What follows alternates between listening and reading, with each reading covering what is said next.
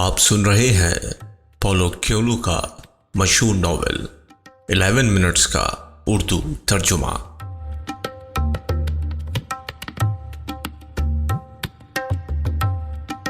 میں ہوں آپ کے ساتھ فیصل سعید زرغام۔ عزیزان من بڑھتے ہیں ناول کے بقیہ حصے کی جانب۔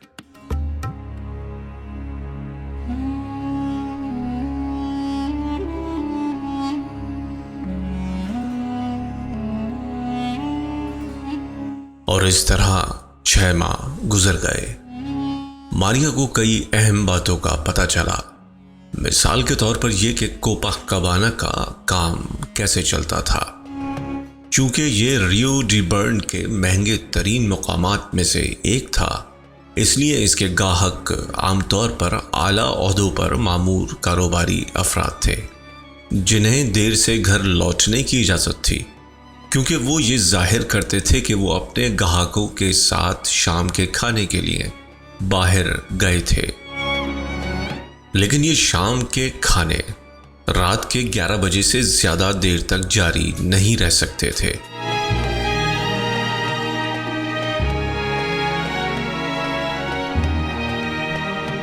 یہاں پر کام کرنے والی زیادہ تر بیسواؤں کی عمریں 18 سے 22 سال کے درمیان تھیں، اور وہ یہاں اوسطاً 2 سال تک کام کرتی تھیں۔ اس کے بعد ان کا تبادلہ نئی بھرتی ہونے والی خواتین سے کر دیا جاتا تھا۔ اس کے بعد وہ نیون چلی جاتی، پھر وہاں سے زینیم، اور جیسے جیسے ان عورتوں کی عمر بڑھتی جاتی ان کے دام بھی کم ہو جاتے، اور ان کے کام کے اوقات کار بھی بتدریج کم ہو جاتے۔ تقریباً وہ تمام عورتیں آخر میں ایک ٹراپیکل ایکسٹیزی چلی جاتی، جہاں 30 سال سے زائد عمر کی عورتوں کو بھی بھرتی کر لیا جاتا تھا۔ لیکن جب وہ وہاں کام کرنا شروع کرتی تو وہ محض اتنے پیسے کما پاتی جس سے وہ اپنے دوپہر کے کھانے کے اخراجات اور دن میں 1 یا 2 مرتبہ کسی طالب علم کے ساتھ باہر جانے کی کمیشن کی ادائیگی کر سکے۔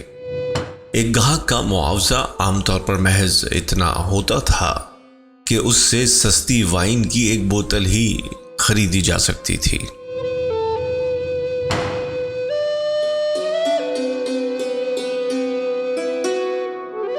اس نے متعدد مردوں کے ساتھ ہم بستری کی۔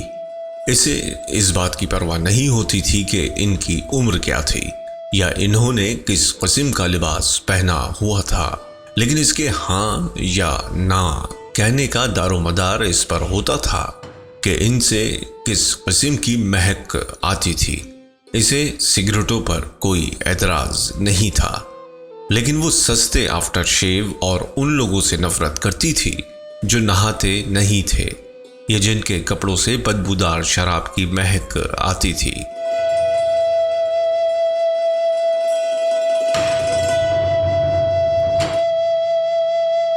کوپا کابانا ایک خاموش جگہ تھی۔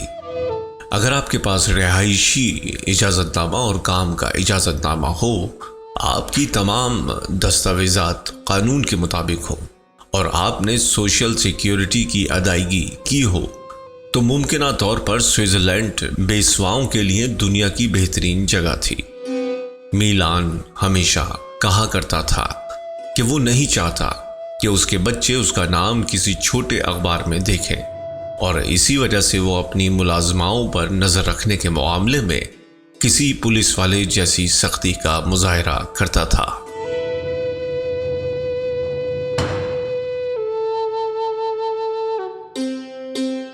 ایک دفعہ جب آپ پہلی اور دوسری راتوں کی رکاوٹوں کو عبور کر لیں تو یہ پیشہ بھی دیگر پیشوں جیسا تھا، جہاں آپ سخت محنت کرتے ہیں، مسابقت کے لیے لڑتے ہیں، معیار برقرار رکھنے کی کوشش کرتے ہیں، ضروری وقت صرف کام کرتے ہیں، کام کے بوجھ کے بارے میں شکایت کرتے ہیں اور اتوار کو آرام کرتے ہیں۔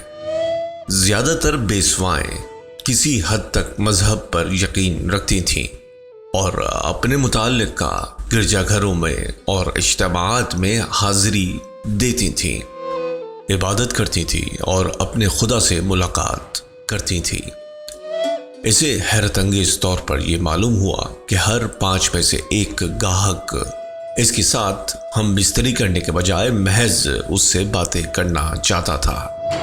وہ بار کے بل اور ہوٹل کے کمرے کے کرائے کی ادائیگی کرتے، اور جب وہ وقت آتا کہ دونوں اپنے کپڑے اتاریں تو وہ شخص کہتا، نہیں، اس کی ضرورت نہیں۔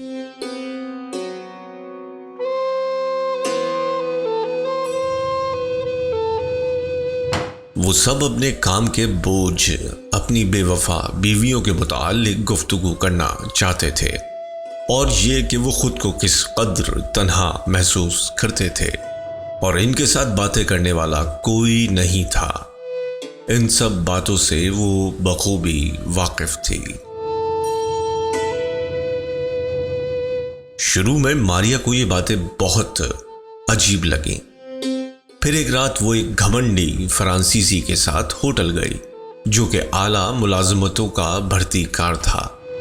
اس نے ماریا کو یہ سب کچھ اس انداز سے بتایا کہ جیسے وہ دنیا کی انتہائی مسحور کن چیز کے بارے میں گفتگو کر رہے تھے، اور اس نے ماریا سے یہ کہا،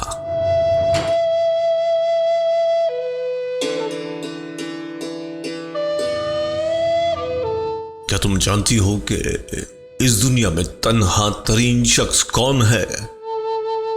ایک ایسا منتظم اعلیٰ جس کا کریئر کامیابیوں سے بھرا پڑا ہے، جس پر اس کے ماتحت لوگ اور افسران بالا اعتماد کرتے ہیں، جس کے بیوی بچے بھی ہیں، جس کے ساتھ وہ چھٹی منانے جاتا ہے اور ہوم ورک کرنے میں اپنے بچوں کی مدد کرتا ہے۔ لیکن پھر مجھ جیسا ایک شخص اس سے رابطہ کرتا ہے اور اس سے یہ سوال پوچھتا ہے، تمہارا اپنی نوکری تبدیل کرنے اور دگنا پیسے کمانے کے بارے میں کیا خیال ہے؟ وہ منتظم اعلیٰ جس کے پاس خوشی محسوس کرنے اور اس بات کا معقول جواز ہے کہ وہ ہر ایک کو مطلوب ہو، اس وقت اس کائنات کا سب سے بد نصیب شخص بن جاتا ہے۔ کیوں؟ کیونکہ اس کے ساتھ باتیں کرنے والا کوئی نہیں۔ اسے لالچ دیا گیا ہے کہ وہ میری پیشکش قبول کرے۔ وہ اس کے بارے میں اپنے ساتھ کام کرنے والوں کو نہیں بتا سکتا، کیونکہ وہ اسے روکنے کی ہر ممکن کوشش کریں گے۔ وہ اپنی بیوی سے اس کے متعلق بات نہیں کر سکتا جو کامیابی کی منازل طے کرنے میں اس کے شانہ بشانہ رہی تھی، اور وہ تحفظ کے بارے میں تو بہت کچھ جانتی ہے، مگر وہ خطرات مول لینے کے بارے میں کچھ نہیں جانتی۔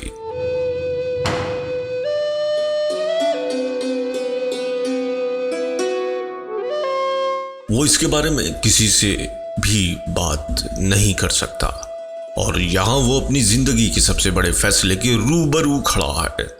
کیا تم تصور کر سکتی ہو کہ وہ شخص کیسا محسوس کرتا ہے؟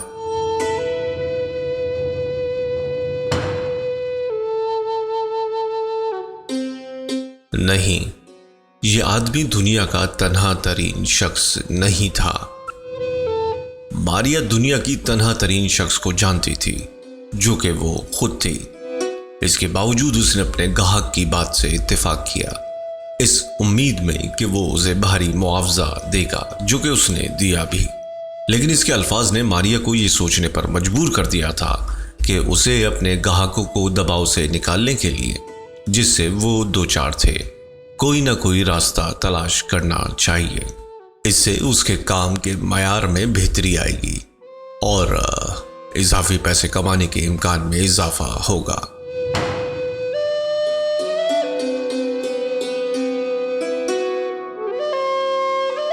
جب اسے احساس ہوا کہ روح میں سے تناؤ کو زائل کرنا اتنا ہی سود مند ثابت ہو سکتا تھا جتنا کہ جسم میں سے تناؤ کو زائل کرنا، تو اس نے پھر سے لائبریری جانا شروع کر دیا۔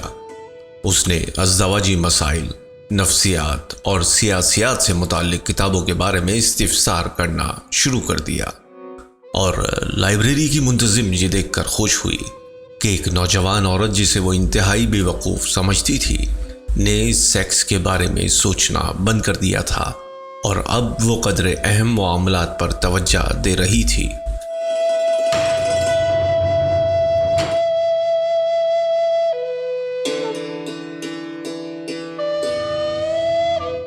ماریا باقاعدگی سے اخبارات کا مطالعہ کرنے لگی، بالخصوص جب بھی ممکن ہوتا وہ مالیات سے متعلقہ صفحات کا مطالعہ کرتی، کیونکہ اس کے بہت سے گاہک کاروباری افراد تھے۔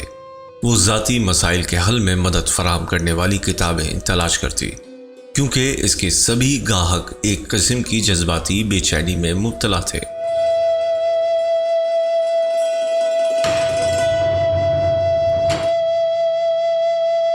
ماریا ایک قابل احترام، بلکہ یہ کہنا چاہیے کہ ایک انوکھی قسم کی بے سوا تھی، اور اس نے 6 ماہ کے بعد وفادار اور خاص لوگوں کو اپنا گاہک بنا لیا تھا، جس کے باعث اس کے ساتھ کام کرنے والی لڑکیوں کے دلوں میں ماریا کے لیے حسد اور عداوت کے جذبات پیدا ہو گئے تھے، لیکن عین اسی وقت وہ اسے خراج تحسین بھی پیش کرتی تھیں۔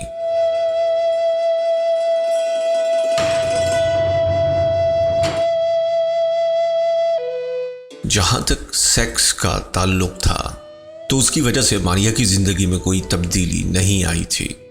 اسے محض اپنی ٹانگوں کو کھولنا پڑتا تھا، انہیں کانڈوم کے استعمال کا کہنا پڑتا تھا، تھوڑی آہوزاری کرنی پڑتی تھی، اس امید میں کہ اسے تھوڑے اور پیسے مل جائیں گے۔ اس فلپائنی خاتون نایا کی مہربانی، جس سے اس نے یہ سیکھا تھا کہ آہوزاری کرنے پر اسے 50 فرانک اور مل سکتے تھے۔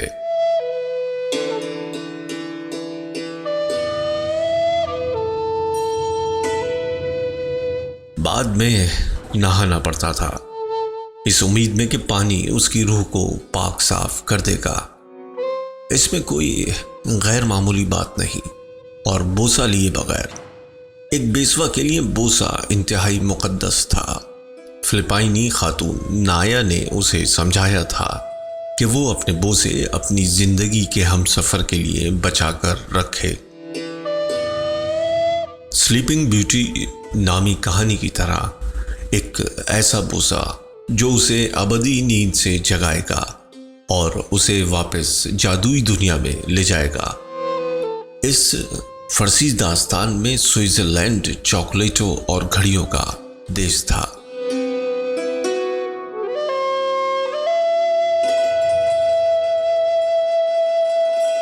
اور انتہائی لذت بالکل نہیں، نہ ہی کوئی لذت نہ جوش۔ ماریا نے سب سے بہتر بننے کے لیے چند اوریاں فلمیں دیکھی تھیں۔ اسے یہ امید تھی کہ اسے اپنے کام کے حوالے سے کچھ گر سیکھنے کو ملیں گے۔ وہ ان فلموں میں بہت سی دلچسپ چیزیں دیکھ چکی تھی، مگر اس نے انہیں اپنے گاہکوں پر نہ آزمانے کو ترجیح دی، کیونکہ ان میں کافی وقت ضائع ہوتا تھا، اور میلان سب سے زیادہ خوش اس وقت ہوتا تھا جب کلب کی عورتیں ایک رات میں 3 مردوں کے ساتھ ہم بستری کرتی تھیں۔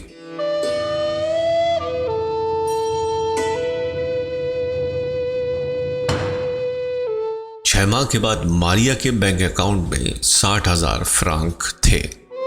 وہ اچھے ریسٹورانوں میں کھانا کھاتی تھی۔ اس نے حال ہی میں ایک ٹی وی خریدا تھا، مگر اس نے کبھی بھی ٹی وی نہیں دیکھا تھا، لیکن یہ اسے وہاں پڑا ہوا اچھا لگتا تھا، اور اب وہ کسی بہترین اپارٹمنٹ میں منتقل ہونے کے بارے میں سنجیدگی سے سوچ رہی تھی۔ اگرچہ اب وہ آسانی سے کتابیں خریدنے کی استطاعت رکھتی تھی، تاہم وہ لائبریری جاتی رہی، جو کہ اس کے لیے حقیقی دنیا تک پہنچنے کا ایک ذریعہ تھی، اور وہ ایک ٹھوس اور پائیدار دنیا تھی۔ اسے لائبریری کی منتظم، جو کہ خوش تھی کیونکہ اس کے بارے میں ماریا کو ایک بوائے فرینڈ اور نوکری مل گئی تھی، اگرچہ اس نے کبھی پوچھا نہیں تھا، جس کی وجہ یہ تھی کہ سوئس لوگ قدرتی طور پر انتہائی شرمیلے اور موقع شناس تھے۔ یہ بات مکمل طور پر مبالغہ آرائی پر مبنی تھی، کیونکہ کوپا کابانا میں اور بستر میں وہ اتنے ہی بے باک اور پر مسرت تھے جتنا کہ دیگر قومیتوں کے لوگ۔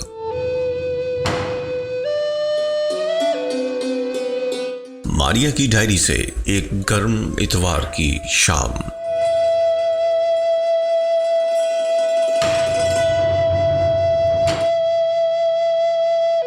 تمام مرد، چاہے وہ دراز قد ہوں یا چھوٹے قد کے، خود پسند ہوں یا سادہ مزاج، دوست پرور ہوں یا سرد مزاج، ان سب میں ایک خصوصیت مشترک ہے کہ وہ جب بھی کلب میں آتے ہیں تو وہ خوفزدہ ہوتے ہیں۔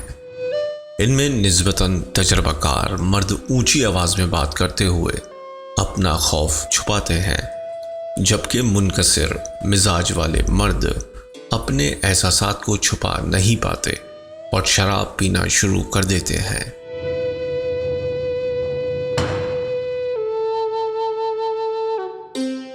اس امید میں کہ شاید اس طرح وہ اپنے خوف سے چھٹکارا حاصل کر سکتے ہیں، لیکن مجھے یقین ہے کہ چند مخصوص مردوں کے سوا وہ خاص گاہک جن کے ساتھ میلان نے ابھی تک میرا تعارف نہیں کرایا تھا، وہ سبھی خوفزدہ تھے۔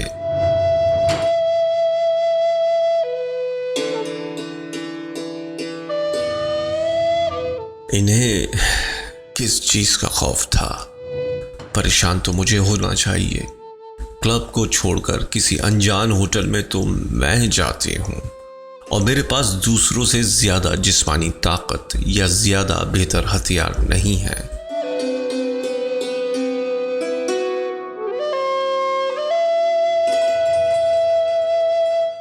مرد بہت عجیب ہوتے ہیں، اور اس سے میری مراد محض وہ مرد نہیں جو کوپا کبانا آتے ہیں، بلکہ وہ تمام مرد ہیں جن سے میں آج تک مل چکی ہوں۔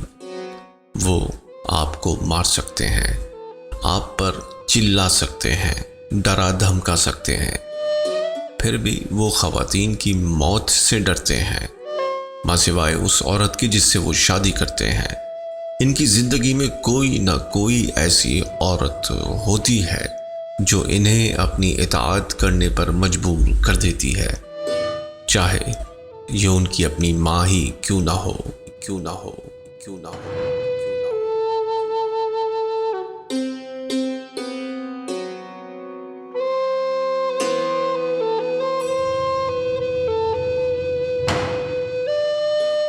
جنیوا پہنچنے کے بعد جن مردوں سے اس کی ملاقات ہوئی تھی، وہ ہر وقت پورا اعتماد نظر آنے کی ہر ممکن کوشش کرتے تھے، جیسے کہ انہیں کائنات اور اپنی زندگیوں پر مکمل اختیار تھا۔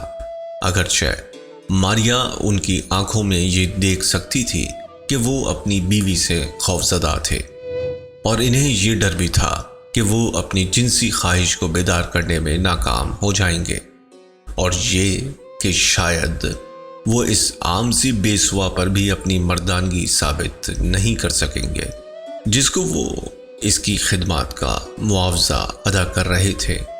اگر وہ کسی دکان پر جاتے اور وہاں سے ایسے جوتے خرید لیتے جو انہیں پسند نہیں تھے، تو وہ رسید لے کر فوراً اس دکان پر واپس جاتے اور رقم واپس کرنے کا مطالبہ کرتے، اور اس کے باوجود اگر وہ کسی عورت کی صحبت کا معاوضہ ادا کرتے اور اگر وہ اپنی جنسی خواہش کو بیدار کرنے میں ناکام رہتے، تو وہ دوبارہ کبھی اس کلب میں واپس جاتے ہوئے شرم محسوس کریں گے، کیونکہ وہ یہ سمجھیں گے وہاں پر موجود دیگر عورتوں کو اس بات کا پتہ چل جائے گا۔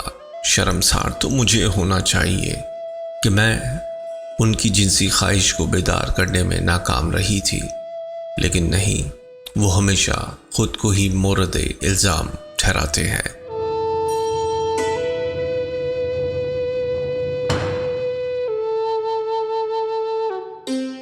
ایسی شرمندگیوں سے بچنے کے لیے ماریا ہمیشہ مردوں کو آرام پہنچانے کی کوشش کرتی تھی، اور اگر ان میں سے کوئی شرابی یا معمول سے زیادہ کمزور دکھائی دیتا تو وہ مکمل سیکس سے احتراز کرتی، اور اس کے بجائے وہ بوس و کنار اور مشت زنی پر زیادہ توجہ دیتی، جسے وہ بہت پسند کرتے، اگرچہ یہ تھوڑا مزے کا خیز لگتا ہے کیونکہ یہ کام وہ خود ہی بڑے احسن طریقے سے انجام دے سکتے تھے۔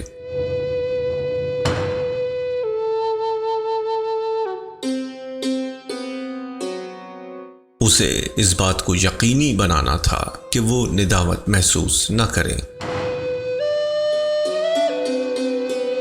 یہ مرد کافی با اختیار تھے اور اپنے کام میں بہت قدر و منزلت رکھتے تھے، اور انہیں اپنے ملازموں، گاہکوں، سپلائروں، بدگمانیوں، بھید، دھوکہ دہی، ریاکاری، خوف اور ظلم و زیادتی سے نبرد آزما ہونا پڑتا تھا۔ اور شام کو وہ نائٹ کلب جاتے تھے اور ایک رات کے لیے ان سب چیزوں سے جان چھڑانے کے لیے 350 فرانک کی پرواہ نہیں کرتے تھے۔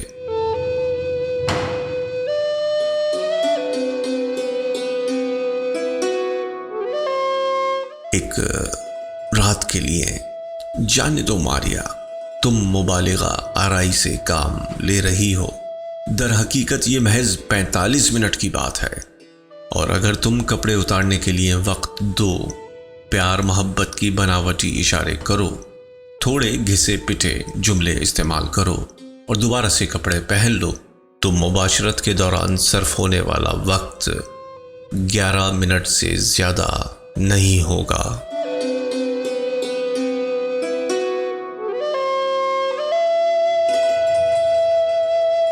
11 منٹ۔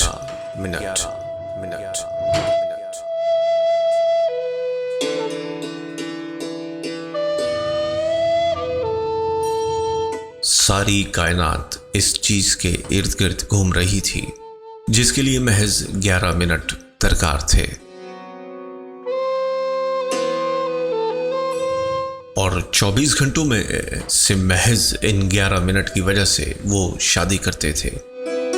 وہ سمجھ رہی تھی کہ وہ سب اپنی بیویوں کے ساتھ روزانہ ہم بستری کرتے تھے، جو کہ بظاہر مضحکہ خیز اور صریحاً جھوٹ ہے۔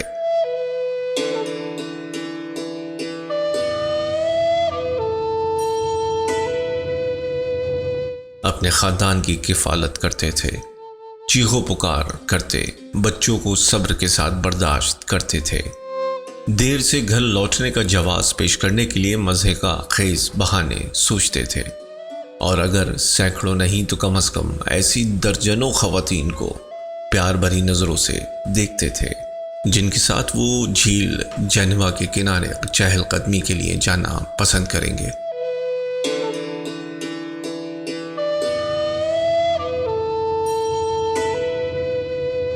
اپنے لیے مہنگے کپڑے خریدتے تھے اور اپنی بیویوں کے لیے اس سے بھی زیادہ مہنگے کپڑے خریدتے تھے، بیسواؤں کو پیسے دیتے تھے کہ وہ انہیں وہ سب کچھ مہیا کریں جو ان کے پاس نہیں تھا، لہٰذا اس طرح وہ کاسمیٹک، اشیاء خورونوش، ورزش اور فحش نگاری کی صنعت کو قائم رکھتے تھے، اور جب وہ دیگر افراد سے ملتے تھے تو مقبول عام روایت کے برعکس وہ کبھی بھی خواتین کے متعلق گفتگو نہیں کرتے تھے، وہ ملازمتوں، پیسوں اور کھیلوں کے بارے میں گفتگو کرتے تھے۔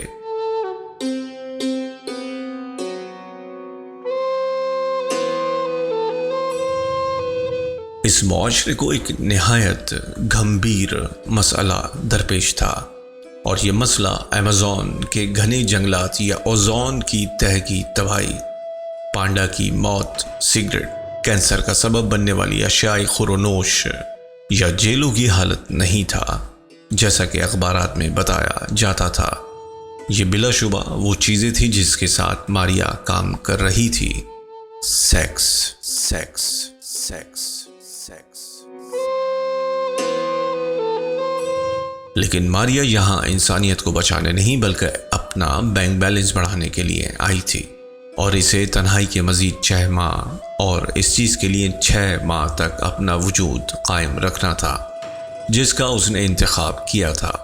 ہر ماہ باقاعدگی سے اپنی ماں، جس کے جسم میں یہ جان کر سنسنی کی لہر دوڑ گئی کہ شروع میں اسے پیسے نہ ملنے کا سبب سوئس ڈاکخانہ تھا، جو کہ برازیل کے ڈاکخانے کے نظام سے کم مؤثر تھا، کو ہر ماہ ایک مخصوص رقم بھیجنی تھی، اور وہ تمام چیزیں خریدنی تھیں جن کے وہ خواب دیکھتی تھی اور وہ اسے کبھی نہیں ملی تھی۔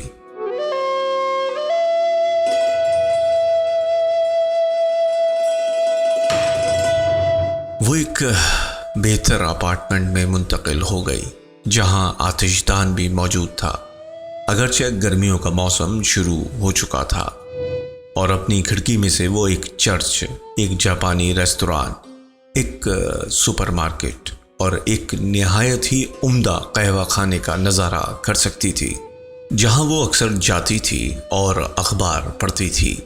در حقیقت اصل سوال اپنے پرانے معمولات کو صبر کے ساتھ برداشت کرنے کا تھا، جیسا کہ اس نے اپنے آپ سے وعدہ کیا تھا۔ مثال کے طور پر کوپا کبانا جانا، ایک ڈرنک پینا اور رقص کرنا۔ تمہارا برازیل کے بارے میں کیا خیال ہے جیسے سوالات، اور پھر اس کے ساتھ ہوٹل جانا، پیشگی معاوضہ وصول کرنا، تھوڑی بات چیت کرنا، اور یہ جاننا کہ جسم کے کن حصوں کو چھونا ہے، روح اور جسم دونوں کے، لیکن زیادہ تر روح کے۔ ذاتی مسائل کے حوالے سے مشورے دینا، آدھے گھنٹے کے لیے اس کی دوست بن جانا، جس میں سے 11 منٹ اپنی ٹانگیں کھولنے، ٹانگیں بند کرنے اور لذت سے کراہنے کا بہانہ کرنے میں صرف ہو جائیں گے۔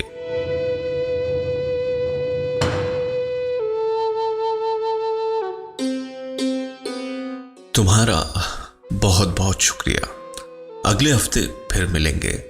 تم بڑے جواں مرد ہو، تمہیں پتہ ہے اگلی ملاقات پر کیا صورتحال ہوگی، اور یہ تمہاری کریم النفسی ہے، لیکن اس کی کوئی ضرورت نہیں۔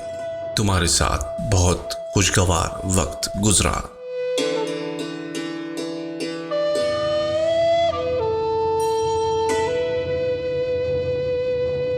اور سب سے بڑھ کر کبھی بھی کسی کی محبت میں مبتلا نہ ہونا، یہ اس نصیحت کا سب سے اہم اور ذی شعور پہلو تھا جو برازیلی خواتین نے اسے کی تھی، جس کے بعد وہ کہیں غائب ہو گئی تھی، یا شاید اس لیے کہ وہ خود کسی کی محبت میں مبتلا ہو گئی تھی۔ اس لیے کہ اگرچہ یہ بات ناقابل یقین معلوم ہوتی ہے، تاہم وہاں پر کام کرنے کے 2 ماہ بعد ماریا کو شادی کے پیغامات ملنا شروع ہو گئے تھے، جن میں سے کم از کم 3 لوگ سنجیدہ تھے۔ مثال کے طور پر اکاؤنٹس کمپنی کا ڈائریکٹر، ایک پائلٹ جس کے ساتھ وہ پہلی رات باہر گئی تھی، اور ایک دکان کا مالک جسے چاقو سازی میں مہارت حاصل تھی۔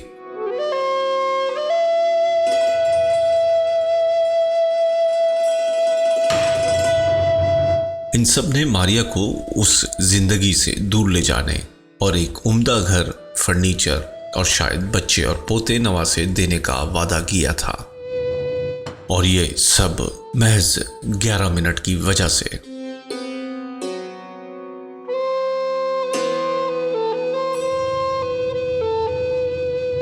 یہ ممکن نہیں تھا۔ کوپا کبانا میں ہونے والے تجربات کے بعد وہ یہ جان چکی تھی کہ وہ واحد شخص نہیں تھی جو خود کو تنہا محسوس کرتی تھی۔ انسان ایک ہفتے تک پانی کے بغیر، 2 ہفتوں تک خوراک کے بغیر رہ سکتا ہے، اور خانہ بدوشی کی زندگی بسر کر سکتے ہیں، مگر وہ تنہا نہیں رہ سکتے۔ یہ تمام اذیتوں سے بدتر ہے، تمام مصیبتوں سے بدتر ہے۔ ماریا کی طرح یہ مرد اور بہت سے ایسے مرد جو اس کی رفاقت کے خواہش مند تھے، وہ سب اس تباہ کن احساس کے باعث سے روحانی تکلیف میں مبتلا تھے۔ یہ احساس کہ اس پوری کائنات میں کسی کو بھی ان کی پرواہ نہیں تھی۔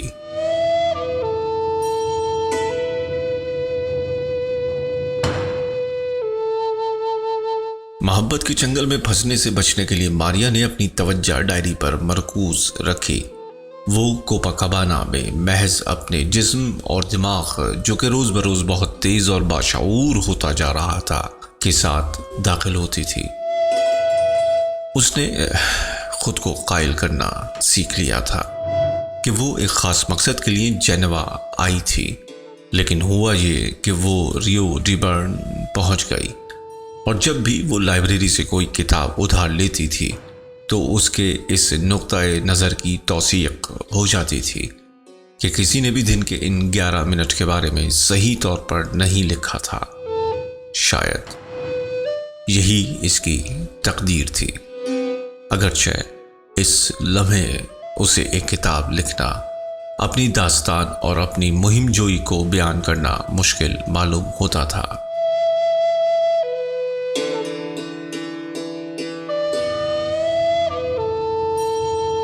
یہی اس کی مہم جوئی تھی، اگرچہ یہ ایک ممنوع لفظ تھا جس کے بارے میں بات کرنے کی کسی میں بھی جرت نہیں تھی، اور زیادہ تر لوگ اسے اپنے ٹیلی ویژن اور فلموں میں دیکھنے کو ترجیح دیتے تھے جو کہ ٹی وی پر دن رات دکھائی جاتی تھی، اور اسے اسی کی تلاش تھی۔ یہ لفظ صحراؤں، نامعلوم مقامات کی طرف سفر، دریا کے وسط میں کشتی پر سوار لوگوں کے ساتھ لا حاصل گفتگو، جہاز کے سفر، سینما اسٹوڈیوز، ہندوستانی قبائل، گلیشیروں اور افریقہ کے بارے میں گفتگو کرنے کی دعوت دیتا ہے۔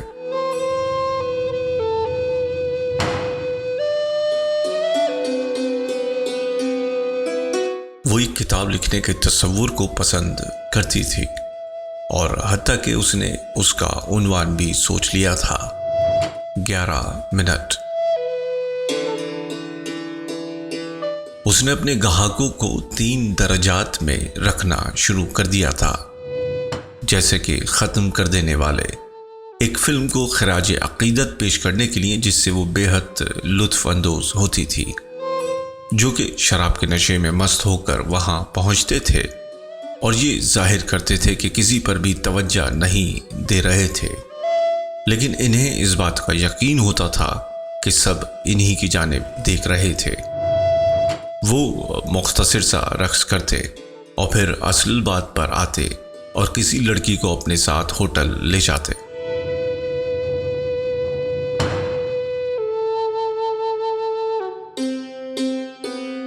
خوبصورت عورت قسم کے مرد، یہ بھی ایک فلم کا نام تھا جو کہ شائستہ، شریف اور ملنسار نظر آنے کی کوشش کرتے تھے، جیسے کہ یہ دنیا اپنے مدار میں گردش کرنے کے لیے ان کی شفقت پر انحصار کرتی تھی۔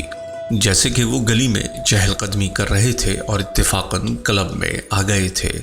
وہ شروع میں تو بڑی خوش اخلاقی سے پیش آتے تھے، لیکن ہوٹل میں پہنچنے کے بعد اتنے ہی متذبذب ہو جاتے تھے، لیکن اس کی وجہ سے وہ ختم کر دینے والوں سے بھی زیادہ چاہنے والے ثابت ہوتے تھے۔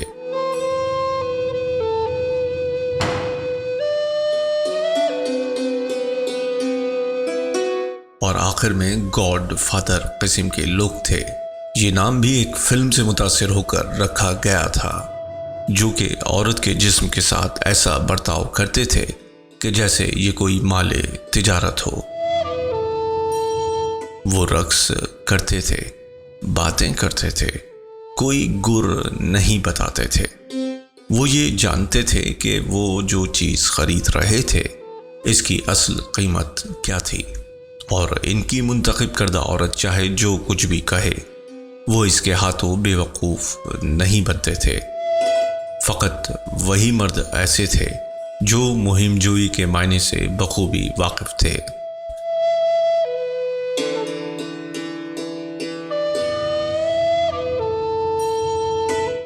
ماریا کی ڈائری سے جب اسے حیض آیا ہوا تھا اور وہ کام پر نہیں جا سکی تھی۔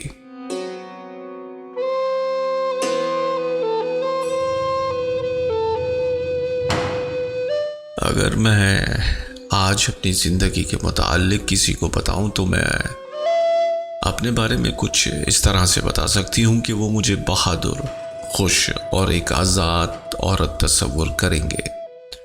بکواس مجھے تو ایک واحد لفظ بتا کر کرنے کی اجازت بھی نہیں دی گئی جو میرے لیے 11 منٹ سے زیادہ اہم ہے: محبت۔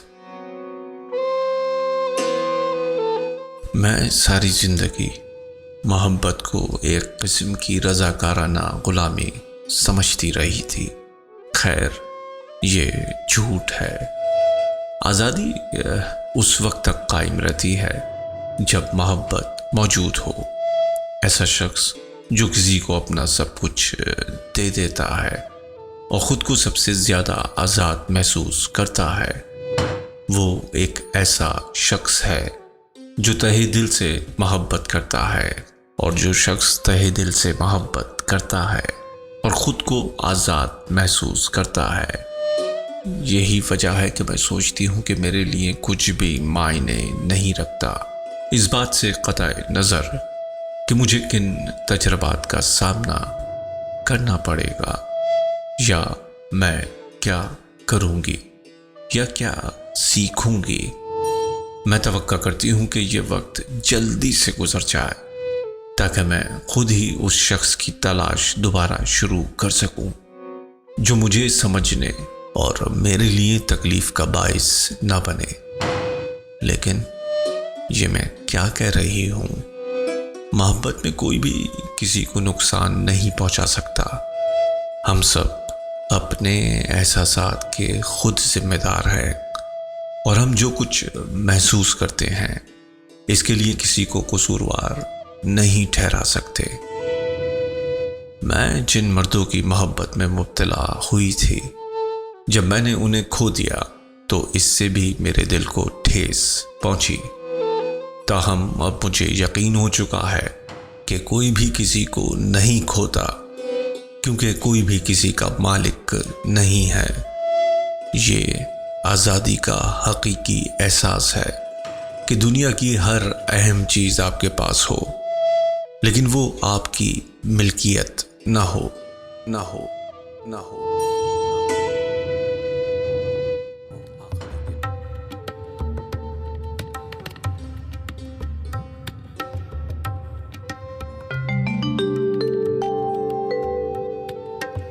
آپ سن رہے تھے پولو کویلو کے مشہور ناول 11 منٹس کا اردو ترجمہ۔ ناول کا بقیہ حصہ اگلی پوسٹ میں اپلوڈ کر دیا جائے گا۔ ہم سے جڑے رہیے۔